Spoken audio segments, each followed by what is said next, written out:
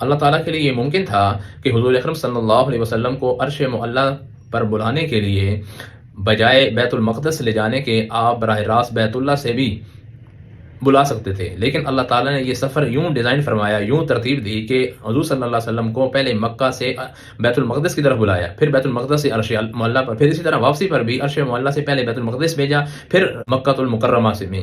اس بات میں بڑی حکمتیں تھیں، جس میں سے ایک حکمت یہ تھی کہ قیامت تک امت محمد کو یہ یاد رہے کہ بیت المقدس یعنی مسجد اقصیٰ فلسطین کے اندر جو واقع ہے، یہ تمہارا ورثہ ہے، یہ تمہاری اللہ تعالیٰ کی طرف سے عطا ہے، اس جگہ کے تم وارث ہو، اس جگہ کے ساتھ تمہاری ایمانی محبت، اس جگہ کے ساتھ تمہارا دلی لگاؤ، اس جگہ کے لیے حفاظت کے لیے تمہارے جذبات ہمیشہ وہی ہونے چاہیے جو رسول اللہ صلی اللہ علیہ وسلم کے تھے، جو انبیاء کے تھے، جو صحابہ کرام کے تھے۔ تو اس لیے بہت ضروری ہے کہ ہم حضور صلی اللہ علیہ وسلم کے معراج کے واقعے سے، جہاں پر ظاہری الفاظ سے بہت کچھ سمجھتے ہیں، اسی طرح اللہ تعالیٰ کی ان باطنی اسرار سے بھی بہت کچھ سمجھیں۔